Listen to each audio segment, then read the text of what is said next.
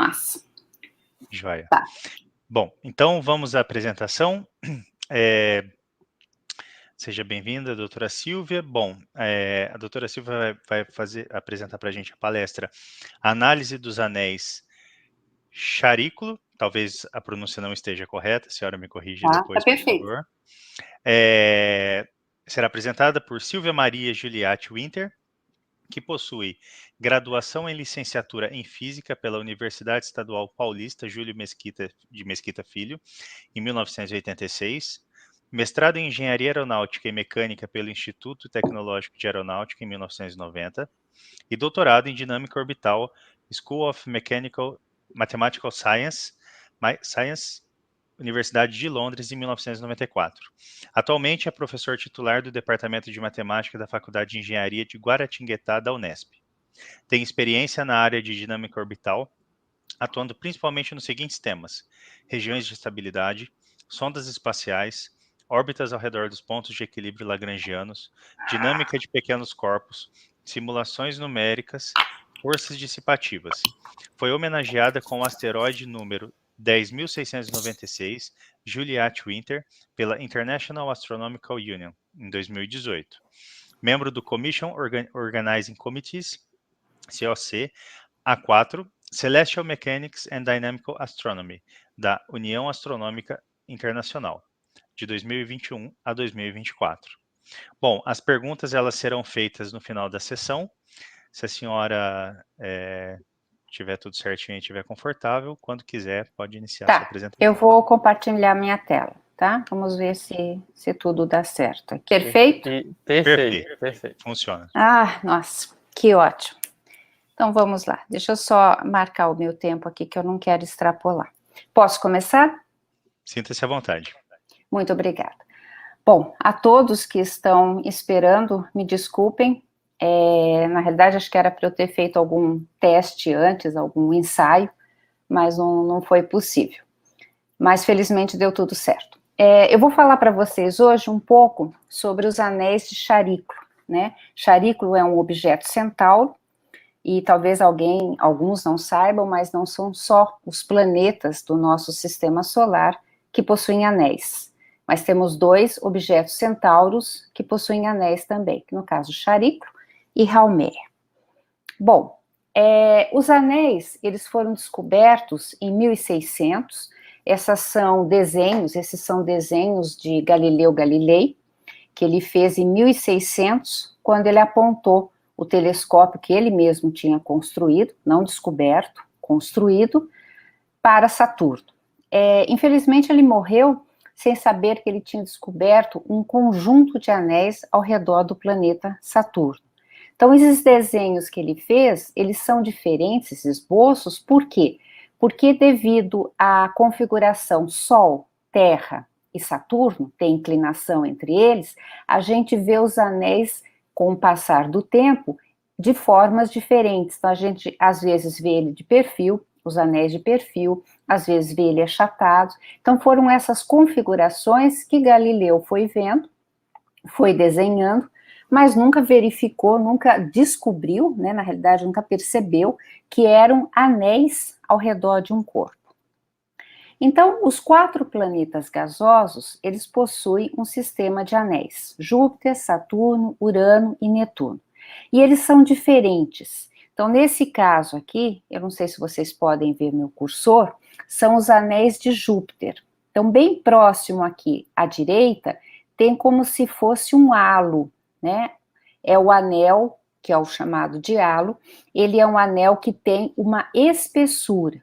Depois tem o mais brilhante, que é um anel principal, e depois tem um anel muito extenso, que vai até a outra parte do lado esquerdo, que são chamados de Gossamer Rings, são anéis bem tênues.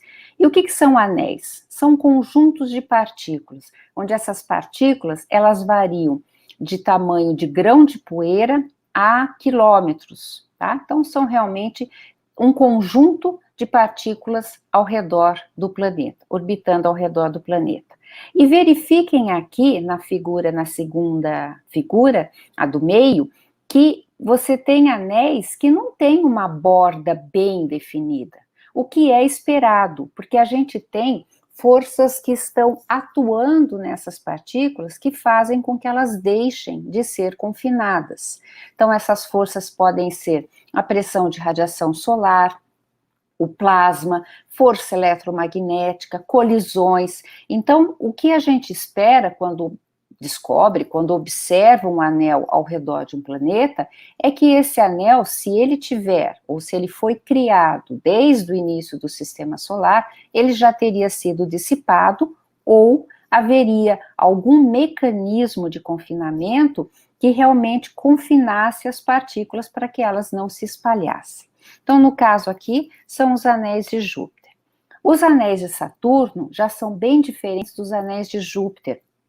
Ele tem, esse é o sistema de anéis principais, tem o anel A, tem uma falha bem grande aqui, escura, que é chamada divisão de Cassini, que acreditava-se que não tinham anéis, mas que tem anéis, é um sistema de anéis, acho que tem mais de 100 anéis ali dentro, pequenos. Depois tem os anéis A, o B, o C e o D. E é um sistema em que, nesse caso aqui, ao contrário dos anéis de Júpiter, não é tênue, eles são anéis que têm bastante aglomerações, então muitos desses anéis são estudados como fluidos. E esses dois anéis que eu vou apresentar, esses dois sistemas, Urano e Netuno, eles foram descobertos, não Galileu descobriu Saturno, e a Voyager, né, que foram os dados da Voyager, que foram descobertos os anéis de Júpiter. No caso de Urano e de Netuno, eles foram descobertos daqui da Terra, e lógico, depois foram observados pela Voyager 2, mas foram descobertos através de ocultação estelar. Ou seja, você tem, nós aqui na Terra, o observador, temos um objeto que a gente quer estudar, no caso aqui era o planeta Urano, e tem uma estrela que vai passar por detrás de Urano, ou seja, Urano vai ocultar essa estrela. Então, conforme o que a gente mede é o brilho dessa estrela. Então, conforme a gente vai medindo o brilho dessa estrela, a gente consegue determinar, por exemplo, que era no caso de Urano, a sua atmosfera, né? E, a partir disso, foram descobertos os 9 anéis de Urano. São esses anéis que está escrito aqui, Narrow Inner Rings, são esses anéis que foram descobertos. E o Epsilon Ring, que foi descoberto também nessa época, ele é um anel muito estreito. E, de novo, se ele é muito estreito, como é que ele está lá, se ele foi formado desde a época do Sistema Solar? E mais recentemente, foram descobertos mais 2 anéis, o 1 e o 2. Uma coisa importante que eu não apresentei nos outros 2 slides é que sempre próximo a anéis a gente tem satélites, e geralmente satélites pequenos. Então, nesse caso aqui, a gente tem MAB, tem Juliette, tem Puck, Desdemona, Rosalinda, Belinda, são satélites que estão próximos. Esses satélites, eles são importantes porque ou eles podem ser fonte de anéis, ou eles podem confinar, ou eles podem modelar um anel, ou podem também causar a sua ruptura, a sua destruição, tá? Então, é interessante que sempre próximo a anéis a gente encontra satélites, e geralmente satélites pequenos. E no caso de Netuno, a mesma história. Esses arcos aqui, eles foram descobertos durante uma ocultação. E depois, quando a Voyager 2 passou lá, verificou que nós tínhamos o anel Adams, que na realidade os arcos, eles são as partes mais densas de um anel tênue, que no caso é Adams, tem o anel Le Verrier, e tem alguns satélites próximos também, tem o anel de Gaulle, tem o anel Lassell, e tem vários outros satélites ao redor aqui. É importante que esses arcos, vejam que eles são estruturas que estão confinadas tanto radialmente quanto azimutalmente. E como que a gente pode explicar esse confinamento tanto radial quanto azimutal? Então é isso que a gente, quando a gente estuda anéis planetários, o que a gente tenta estudar? No caso da dinâmica, né? O que a gente tenta estudar? Formação, evolução, por que eles têm esse comportamento, qual é a provável fonte para esses anéis. E um dos modelos de confinamento é um confinamento que vem do problema de 3 corpos que todos devem conhecer. Então vamos imaginar aqui que eu tenho Saturno, tem o satélite e tem uma partícula aqui. Esse afastado aqui é o Sol, mas não precisa se preocupar com ele. O que é esse modelo de confinamento que a gente chama de modelo de confinamento em órbita de ferradura? Então, quando eu tenho esse sistema de 3 corpos aqui girando com a mesma velocidade que o satélite, tá? É um sistema rotacional. A partícula, ela vai fazer um movimento de uma órbita de ferradura, ou seja, ela vem, encontra com o satélite, né? Há uma troca de momento, ela passa para um semi-eixo menor, ou passa por uma velocidade maior, um n maior, faz toda a sua trajetória, encontra de novo com o satélite, a troca de momento e vai para um n menor, ou seja, um a maior. E assim ela vai ficando confinada em órbita de ferradura. É importante destacar que a gente tem um par de satélites nessa configuração, que é o satélite Janus e Epimeteu. Então, o maior, ele vai também sofrer uma pequena libração ao redor do seu ponto, que não ocorre aqui com o satélite. O satélite é muito maior que a partícula, né? E no caso aqui, a partícula, então, ela fica confinada. É importante ressaltar que esse modelo, ele é válido, mas se a gente inclui uma força perturbativa que é muito importante, que é a pressão de radiação solar, esse modelo de confinamento, ele acaba não sendo válido. Quando a pressão de radiação solar, ela tem 2 componentes, o arrasto de Point-Robertson, que vai causar o decaimento orbital da partícula em direção ao planeta, que seria esse primeiro esboço que está aqui, tá? Só que, se a gente colocar mais a outra componente, lógico que quando a gente estuda a pressão de radiação, as 2 componentes vêm juntas, a gente não pode separá-las. Quando a gente estuda as 2 componentes juntas, ou seja, existe uma alteração, a outra componente vai causar uma alteração na excentricidade da partícula, causando colisões, e às vezes a excentricidade ela fica tão alta que ela vai colidir, a partícula vai colidir com objetos que estão próximos, ou com satélite, ou cruzar a órbita desses objetos próximos. Então, antigamente a gente dizia, o anel ele tem um tempo de vida de tantos milhares de anos. Por quê? Porque computava só a pressão de radiação solar, ou o decaimento do ar, esquecendo que a excentricidade, quando varia, vai causar também colisões e ser ejeções do sistema. Então, nesse caso, esse modelo de confinamento, ele vale, mas as partículas não podem ser nem muito pequenas, nem muito grandes, porque se a gente tiver partículas grandes, a gente vai aumentar o número de colisões. Qual é um outro modelo de confinamento que tem? Esse modelo de confinamento, ele tenta explicar os arcos, aqueles arcos que eu mostrei para vocês dos anéis de Netuno. Então, aqui no caso, eu teria Saturno, essa figura à esquerda. Saturno, eu teria esta cheio de pontilhados aqui, é a órbita do satélite. Então, cada pontinho ele foi feito por um mesmo tempo, né? Eu tenho um ponto, depois do mesmo tempo outro ponto, mesmo tempo outro ponto. Vejam que eu tenho pontos aqui que estão mais próximos, então o satélite ele estaria no pericentro com uma velocidade maior e pontos mais afastados estaria no apocentro com uma velocidade menor. E o que ocorre? A partícula ela está neste arco aqui. Então o que vai ocorrer com ela? É semelhante ao que ocorre com a órbita de ferradura. A partícula vem, encontra com o satélite numa determinada posição, então a configuração do encontro é importantíssima para a partícula ganhar ou perder energia, ou seja, para ela aumentar o N ou diminuir o N, consequentemente variar o seu semi-eixo. E ela tem esses encontros específicos, em tempos específicos, está em ressonância.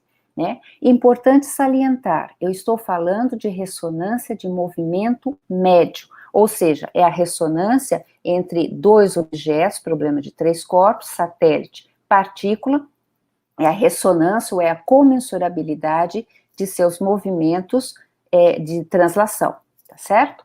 Então, aqui é um movimento que vai confinar a partícula radialmente e azimutalmente. No caso dos anéis de Netuno, verificou que o satélite, ele confina radialmente, mas não confina azimutalmente. E para isso a gente precisaria de um conjunto, no caso de 4 satélites coorbitais, ou seja, na mesma órbita que a partícula, que as partículas do anel, para que se fossem confinadas. Nós fizemos esse estudo aqui, isso é um modelo, nós fizemos o estudo incluindo as forças dissipativas, no caso a pressão de radiação solar, e colocamos também o plasma. E nós verificamos que esses arcos aqui, eles realmente não são estáveis, eles são transientes, ou seja, com o passar do tempo, eles vão se modificar, tanto em termos de largura, quanto em termos de densidade. E isso foi confirmado com os dados atuais, porque os anéis de Netuno foram descobertos ou foram confirmados em 89. E agora a gente tem dados de que esses arcos estão, 2 deles desapareceram, ou praticamente desapareceram, e 2 deles estão com posições diferentes das encontradas. Então, realmente são estruturas transientes. E é fantástico, quer dizer, nós estamos vivendo uma época em que a gente consegue ver a evolução desses objetos, né? Eles não têm um tempo de vida, um tempo de milhares de anos, né? Em algumas dezenas de anos a gente consegue ver essa evolução. E o outro modelo de confinamento é o modelo de confinamento que foi estudado, na realidade ele foi proposto antes da Voyager conseguir identificar a causa desse confinamento. Esse modelo de confinamento são chamados satélites pastores.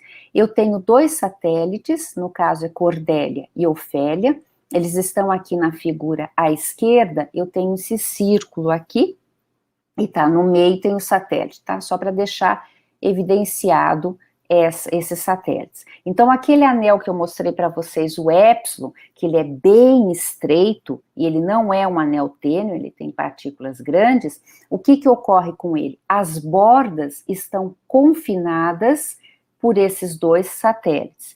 E não basta simplesmente ter 2 satélites próximos, você tem que ter esses 2 satélites em ressonância com as bordas, e esses satélites têm que produzir torques para que cancelem, né, um torque cancele o outro, para que eles confinem as bordas dos anéis, tá? Então tem que pensar em termos do tamanho desse satélite, da posição que ele está em termos da borda, tá? Então esses torques, eles têm que ser iguais, direções opostas, para que eles possam confinar, pastorear o anel. Nesses modelos que eu apresentei para vocês, a ressonância de movimento médio, ela é extremamente importante. Por quê? Porque a partícula, ela vai sofrer aquela força em momentos específicos, né? E aí, com isso, ela consegue ficar confinada.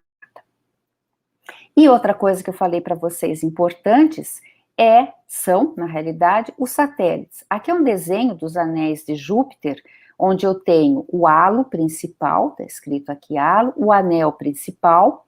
Esse halo aqui, ele tem uma espessura. Geralmente, quando a gente fala de anéis, a gente não fala de espessura, a gente fala de largura, né? É mais difícil a gente ver a espessura. A gente imagina que o anel, ele é formado por uma camada só de partículas e não várias camadas. O que ocorre com as partículas desse halo aqui? Elas têm um movimento em que elas fazem esse tipo de trajetória, eles têm esse tipo de trajetória.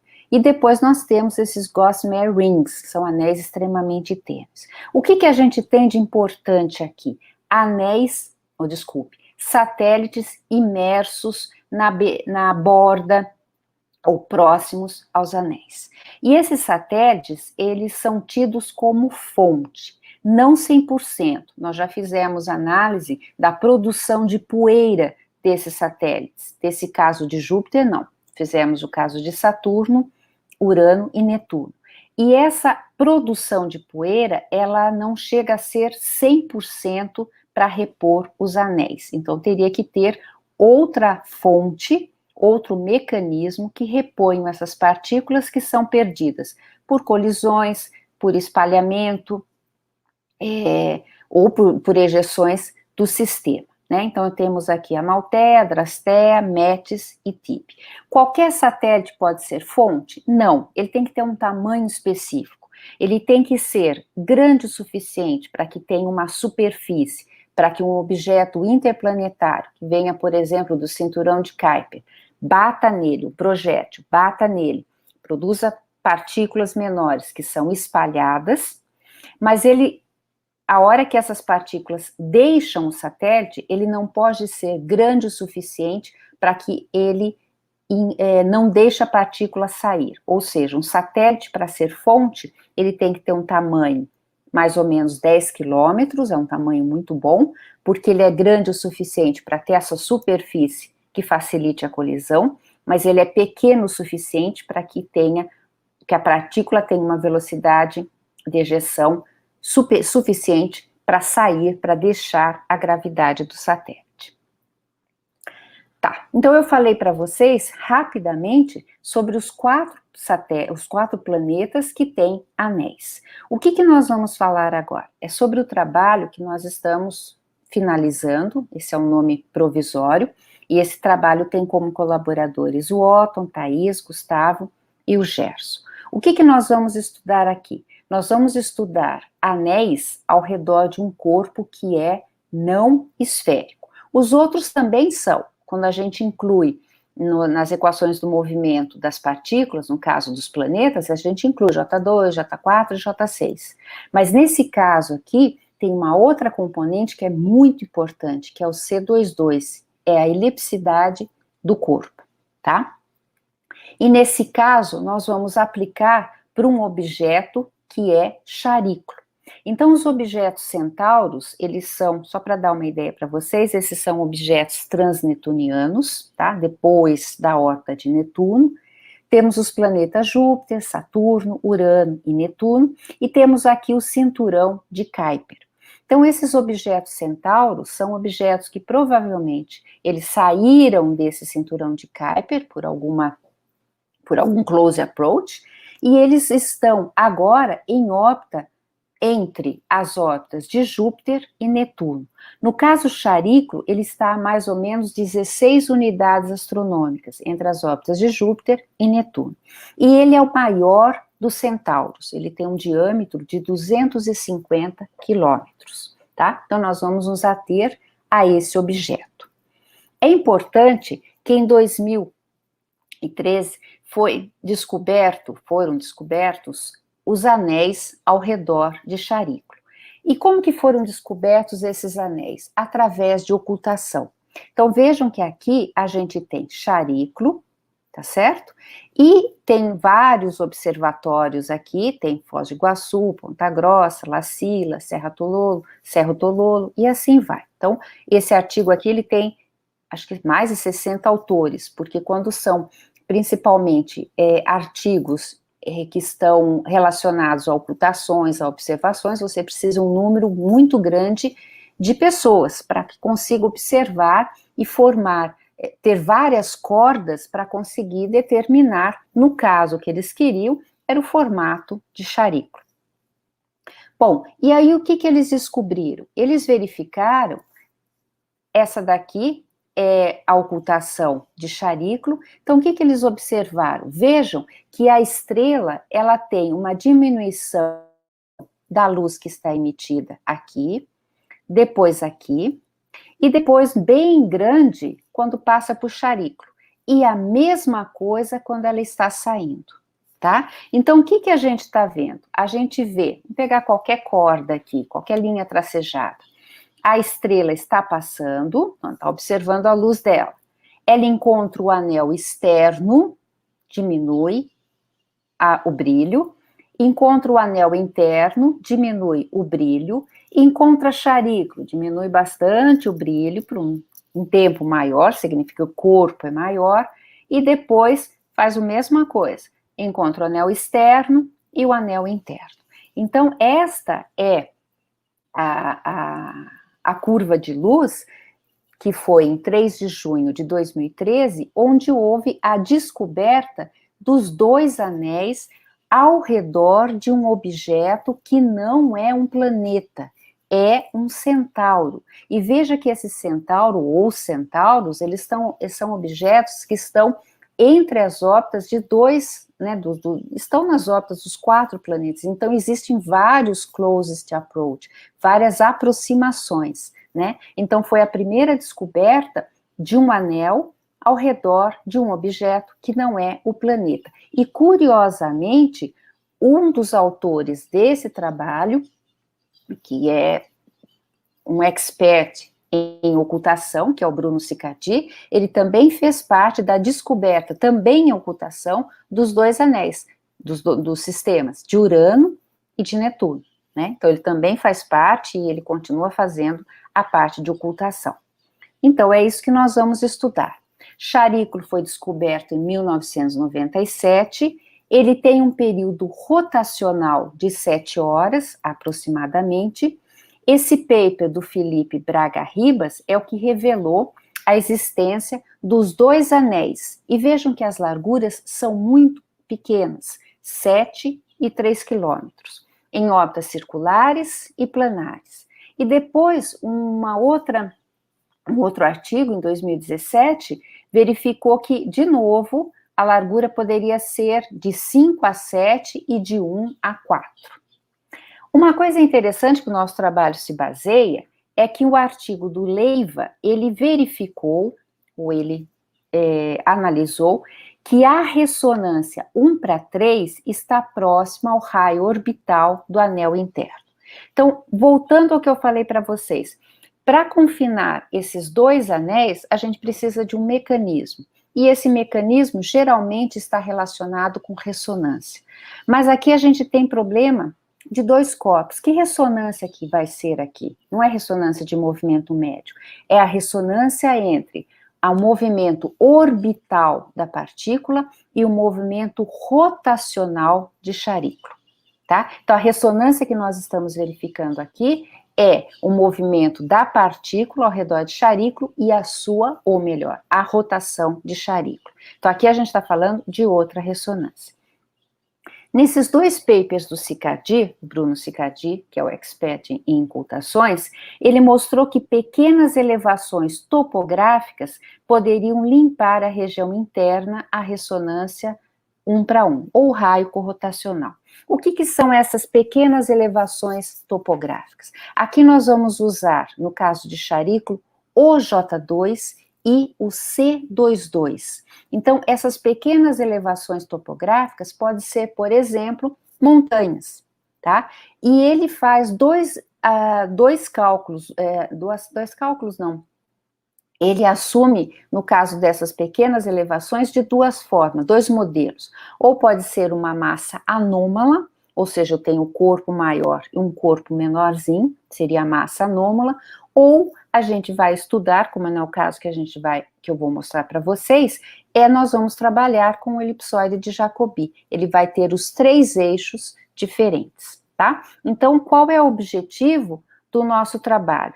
É verificar essa ressonância 1:3. Qual é a importância dela para o caso das bordas, no caso do anel interno? Um trabalho recente desse ano, do Bruno Morgado, ele mostrou que o formato de charículo é, na verdade, um elipsoide. Então, aqui a gente tem os 3 eixos, A, B e C, tá? De charículo. E o valor do C22 computado, ele é um pouco menor do que era antes. Mas, além disso, ele verificou o raio orbital dos 2 anéis, C1R, que é o mais interno, e C2R, que é o mais externo. E vejam que a largura mudou drasticamente para o anel mais externo. ele não é um pouco mais, essa largura não é um pouco mais do que 100 metros, é muito estreito. O outro já continua de 5 a 10, mais ou menos, né, de 5 a 10 quilômetros, mas ele é um anel, o segundo, o mais externo, um anel muito estreito. E a profundidade ótica, ela vai medir se o anel é muito tênue, se ele é pouco tênue, né? Então, o caso C2R, ele é um pouco mais tênue, e o caso C1R, não. Ele é um caso, ponto 4, é um anel que não é muito tênue. O que é um anel tênue? É um anel formado por partículas de poeira que estão extremamente espalhadas, tá? E se tem poeira, entram aquelas outras forças que a gente tem que levar em consideração quando a gente for estudar o tempo de vida. Bom, então o objetivo é verificar a relação entre a ressonância e a localização dos anéis, e essa verificação, ela passa por verificar se o formato de charículo é responsável, porque a ressonância, ela está relacionada tanto com o período rotacional de charículo, quanto com o valor do formato dele, que é o C22, tanto o J2 quanto o C22. Como é que nós vamos fazer isso? Com uma ferramenta muito conhecida, que é chamada superfície de seção de Poincaré, tá? Vocês já devem ter ouvido falar sobre essa ferramenta, poderosíssima. Então, o que a gente vai considerar? Nosso caso vai ser problema de 2 corpos, só que a gente inclui J2, C22. Então, nós vamos considerar um corpo que tem uma rotação uniforme. O período dessa rotação é o mesmo período de charículo, aproximadamente 7 horas. As equações do movimento, no caso para massa pontual, que é a partícula do anel, são dadas dessa forma aqui, tá? A gente está no plano. Esse U é o potencial, o X, o Y, e a gente tem o cálculo de C22, que é o achatamento, J2, e a elipticidade C22, que a gente calcula através dessas duas equações aqui, dados os valores de A, B e C, definidos pelo paper do Morgado. O potencial, de novo, ele inclui C22 e C20, J2 e C22, e o que é importantíssimo para a gente é a constante de Jacob. Vejam que a constante de Jacob, ela tem as duas componentes da posição, x e y, e as duas componentes da velocidade, x ponto e y ponto. E essa constante de Jacob, ela é importantíssima para a gente construir as superfícies de seção de Poincaré, tá?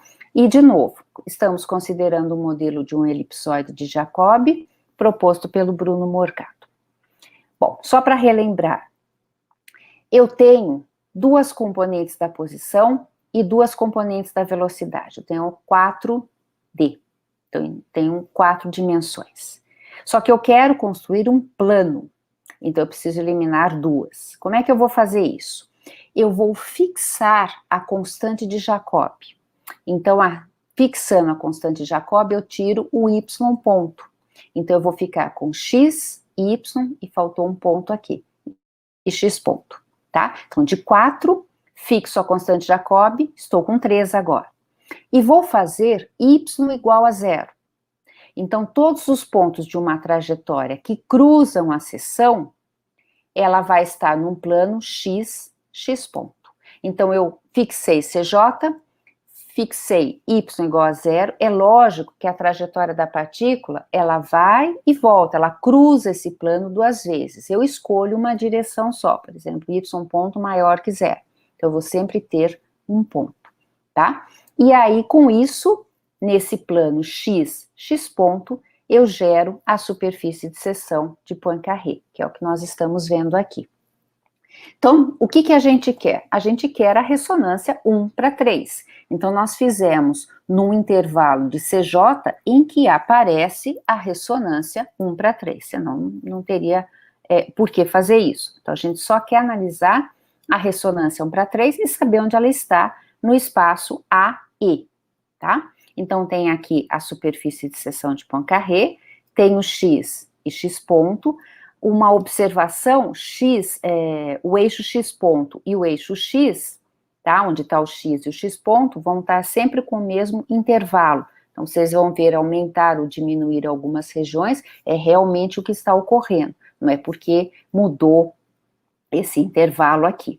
Então, nosso primeiro valor de CJ, está aqui 7,4, 10 a menos 3, e vejam que nós temos duas órbitas, né, como que a gente vai analisar uma superfície de Poincaré.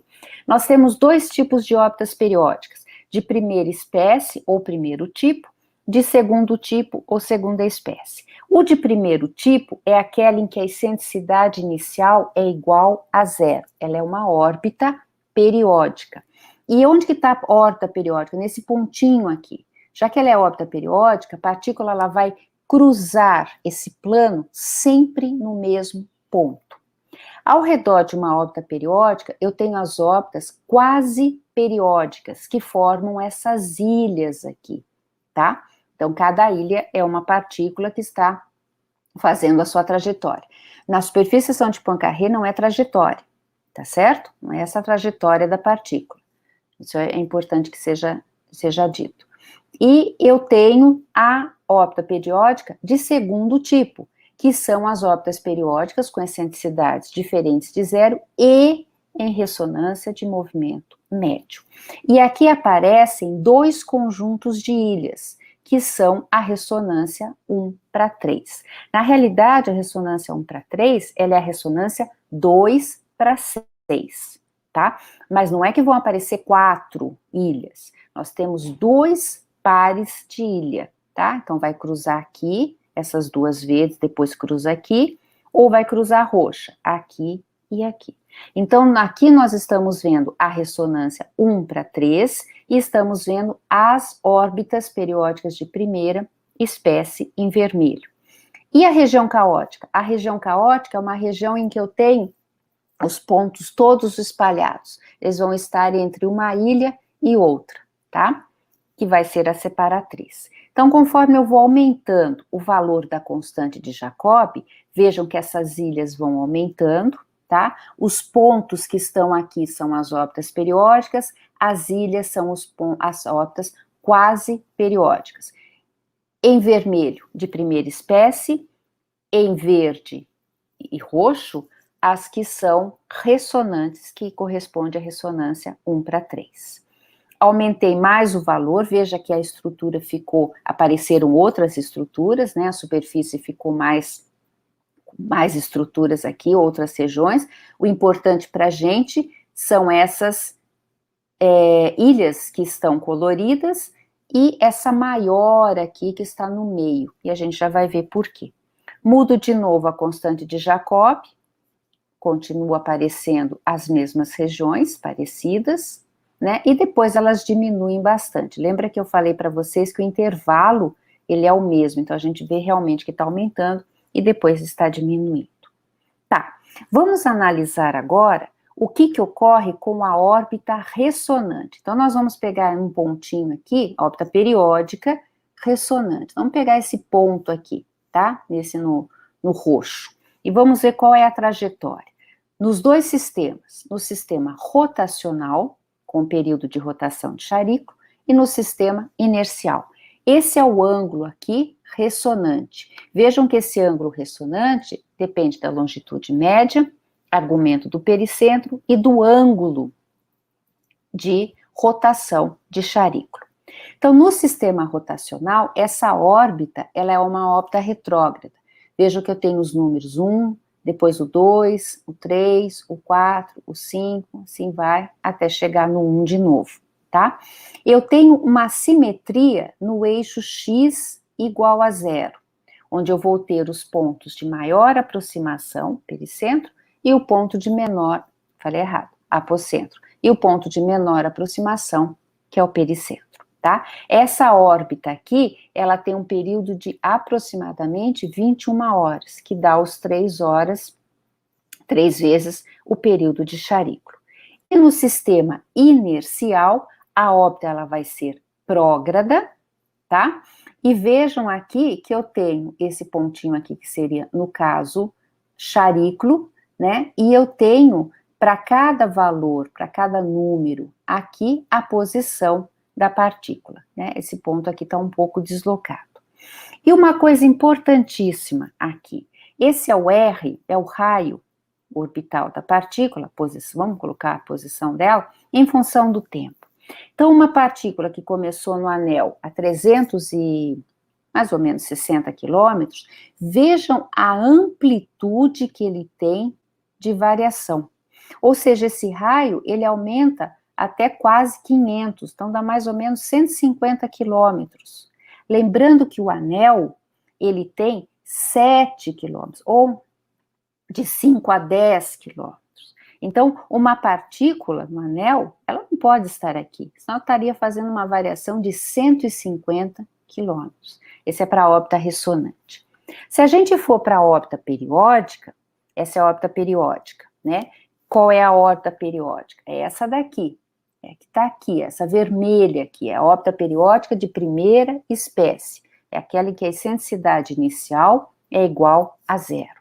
Então, este é no sistema inicial, e eu coloquei aqui para a gente comparar as duas variações do R. Então, vejam que para uma órbita periódica, a variação ela não chega a 2 quilômetros, enquanto que a variação para uma órbita ressonante é de 150 quilômetros, mais ou menos. A partir dessas superfícies de seção de Poincaré, a gente foi medindo as larguras dessas maiores ilhas aqui, para construir esse esboço, esta região aqui, na verdade não é um esboço, é esta região. O que que tem aqui? O que a gente quer? Dado um A e dado um E, a partícula, né? Saber onde está a partícula. Então, o que que a gente tem? Nesta região rosa aqui, a gente tem a região estável devido às órbitas de primeira espécie, ou de primeiro tipo. Em amarelo, a gente tem a ressonância 1:2, ou 2:4 aqui. Em azul, 2:5. Em verde claro, a 2:6. E aonde estão os anéis? Exatamente aqui, o anel externo e o anel interno é esse, que basicamente é uma linha, né? Porque ele tem 100 metros de largura. Por que que ele tem esse formato? Porque dependendo da excentricidade dele, ou da partícula, ela só pode variar até 10 quilômetros, tá? Mais ou menos. Então, uma partícula que tem uma excentricidade aqui, por exemplo, uma partícula que tem essa excentricidade, ela vai poder estar dentro do anel, ela não vai sair do anel, tá? Por isso que esta região do anel tem esse formato aqui. E o que que a gente tira daqui? A ressonância 1:3 ou 2:6, ela não tem nada a ver com a borda do anel, nem interno, nem externo, tá? Então, realmente não tem nada a ver a ressonância. E se uma partícula tivesse esta excentricidade que está nesta região, ela não teria, ou melhor, o anel não teria essa largura, ele seria muito maior, né? Porque vocês viram que o R, ele varia de 150 quilômetros. Para que o anel seja estável, o anel externo, ele tem que ter esses valores de excentricidade aqui. E esse anel, esse está na região interna, esse está na região caótica, que é toda essa região clara aqui, tá?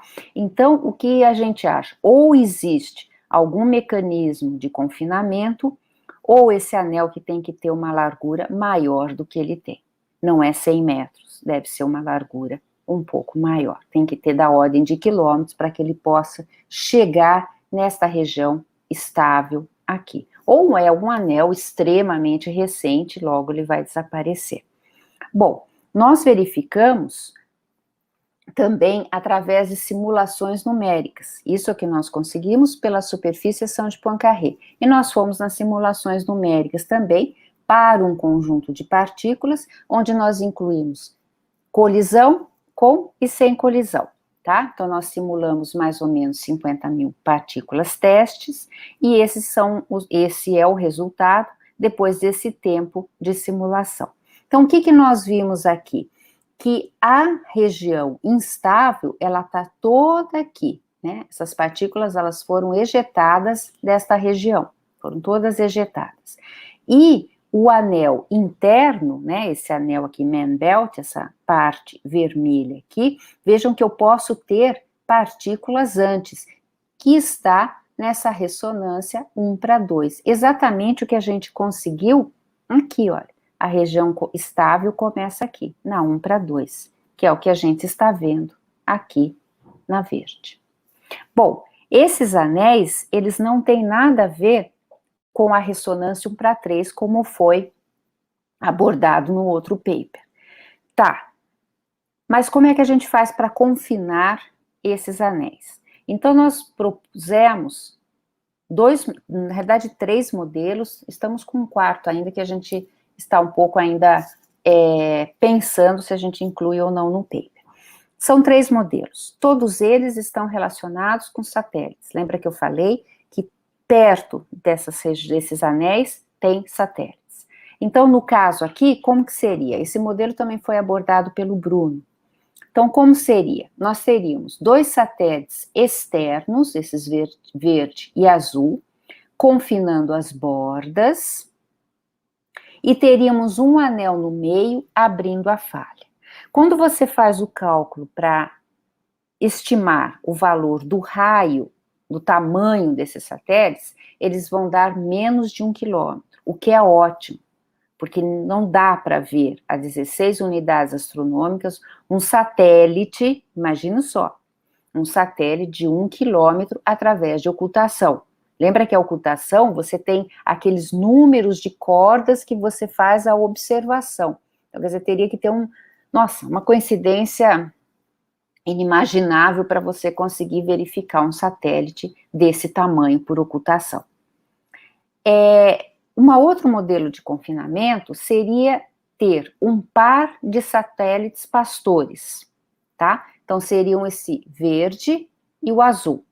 Então, esses 2 satélites, por exemplo, um deles confina as bordas internas e os outros confinam, e o outro confina as bordas externas. Seriam essas ressonâncias. Aqui é ressonância de movimento médio, né? 15:16 e 7:8, no caso da interna, e no caso da externa, esses valores. De novo, o tamanho do satélite menor de 500 quilômetros. Ótimo. Então, realmente não seria possível observá-los. É outro modelo de confinamento. Ah, mas é estranho, né? Um satélite confinar várias bordas. Existem. No caso de Cordélia e Ofélia, além de confinarem as bordas do anel Épsilon, também confinam a borda do anel Delta e do anel Gama. Então, não seria um caso único do sistema solar. Já viu que existe, ou pelo menos um exemplar, no caso de Urano.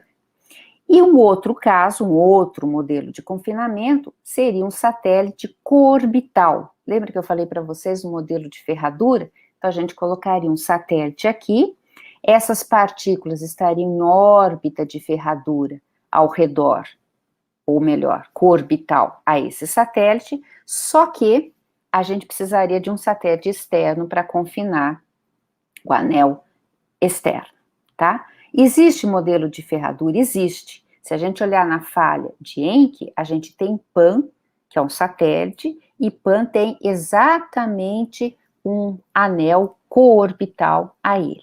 E nesse mesmo caso, nesse mesmo exemplo, Pan também tem, Pan não, a falha de Encke também tem anéis que estão em regiões próximas a caóticas, e esse satélite aqui também geraria uma região caótica para esse anel aqui. Então, a gente precisaria estudar melhor para ver se esse satélite confinaria e também para ver se o caso do formato de Chariclo não iria influenciar na tentativa de melhorar esses modelos de confinamento, tá?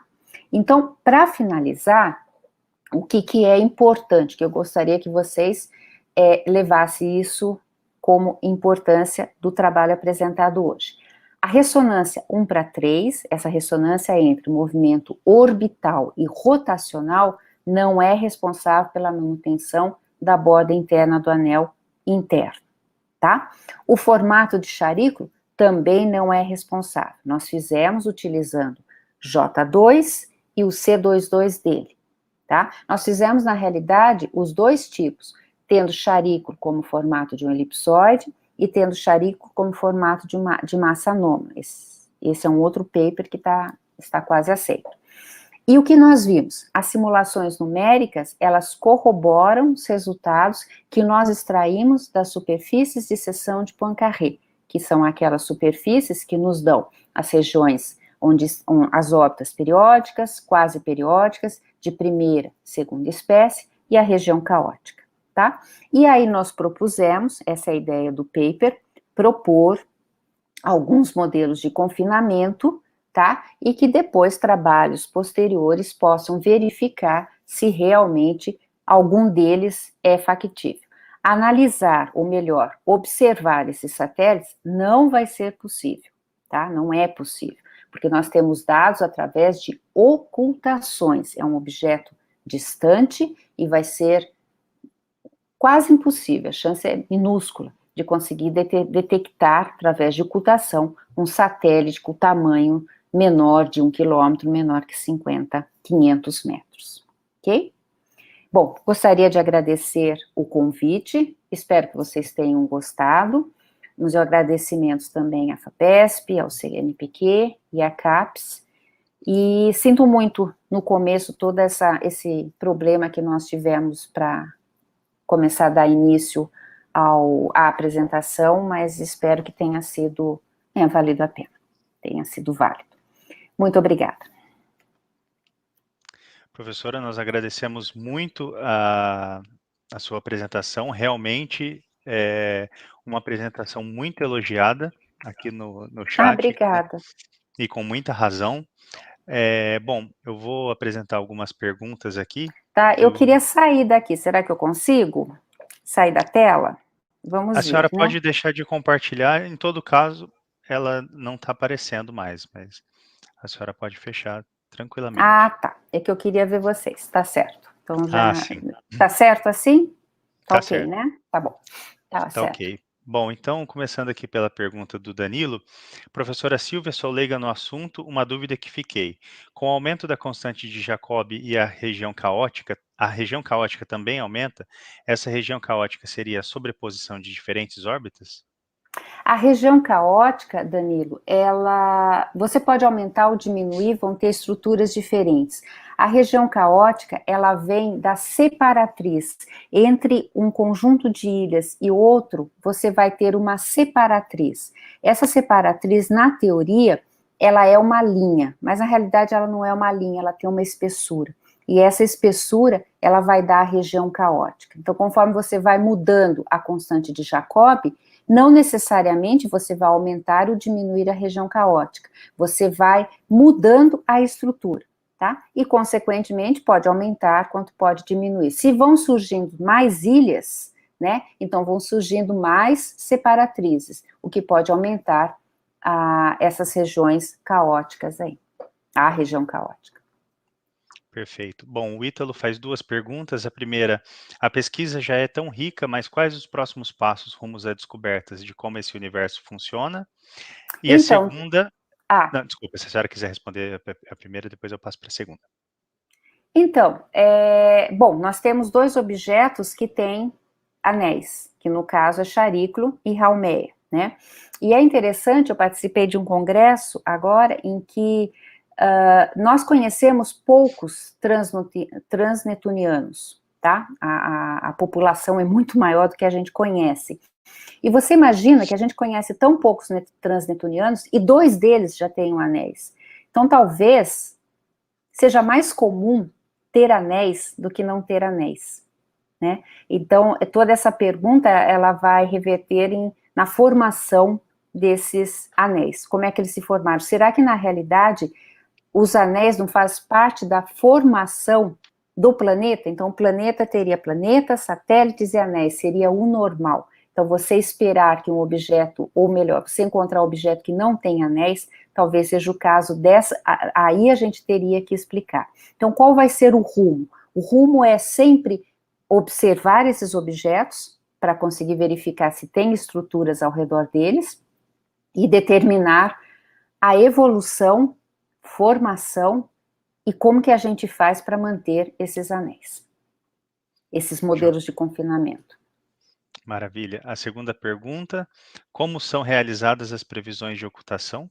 Então, tem um grupo, o Bruno Sicardi faz parte desse grupo, eles fazem todos com dados que eles têm, eles previnem para o ano todo as ocultações. Então, você tem ocultações desses objetos, as estrelas, e eles fazem todas as cartas, como que vai ser analisado, e eles tentam entrar em contato com todo mundo, é uma rede, na realidade, são super conectados. Quem vai, aonde que vai ser observável? Então, por exemplo, vai ser observável aqui em Guaratinguetá, vamos tentar analisar aqui, né? Lembra que eu mostrei que tem várias cordas, então você pode pegar o objeto em vários, você pode pegar o polo dele norte, por exemplo, vai descendo o polo sul. Então, em várias regiões do planeta, você consegue, quanto mais observações, dados você conseguir em posições diferentes, ou seja, cordas diferentes, você consegue mapear o objeto. Então, você já tem essas ocultações por um ano, às vezes até mais. Então, você sabe que determinado objeto vai ter ocultação por tal estrela, isso vai acontecer num período de tanto a tanto, e já começa todo o trabalho de conectar as pessoas para conseguir fazer as observações. E lógico, a gente não, porque eu não faço observação, mas depende do tempo, né? Então, às vezes, você está a sua corda é fantástica, o seu local é fantástico, mas naquele dia nublou, choveu, você não conseguiu observar. Por isso que precisa de muita gente. Interessante. O Danilo pergunta, qual tipo de telescópio seria necessário para observar satélites menores que 1 quilômetro à distância de planetas como Júpiter e Saturno? Olha, é difícil. O telescópio, o Hubble, ele tem conseguiu várias observações. Você tem também o telescópio VLT, daqui da Terra, que ele conseguiu fazer observações de um satélite que foi recapturado, já tinha sido feita uma imagem, perderam depois ele, e agora ele foi observado de novo. Então, conseguiram observar, mas ele não tem 1 quilômetro, ele tem mais que isso. Então, de 1 quilômetro, eu realmente não sei. Eu acho que é muito, muito difícil, tá? Para esses planetas Urano, Netuno, é muito difícil. Mas, se você for pensar em termos de telescópio, o VLT, que é o Very Large Telescope, e o Hubble, e o telescópio espacial. Fora isso, é complicadíssimo. Bom, durante a apresentação eu tinha marcado aqui uma pergunta, bom, e as partículas fora da região estável, aquelas de baixa excentricidade, com a mancha verde escura na figura? Bom, a senhora já deu algumas hipóteses ali, alguns modelos de algumas sugestões, então eu modifiquei a pergunta. Ou seja, foram propostos 4 modelos. É realmente difícil fazer a validação desses modelos. Qual é a proposta para se validar de fato qual é o modelo correto? Qual a hipótese Então, correta? fica difícil a gente validar em termos de observação, tá? Como eu disse, é difícil. Mas fica não fácil. É possível a gente validar em termos de teoria. Porque você pode, para a gente analisar, para a gente dizer que seria um satélite de menor de 500 metros, a gente tem que assumir ele feito de gelo, tem que assumir algumas quantidades físicas dele.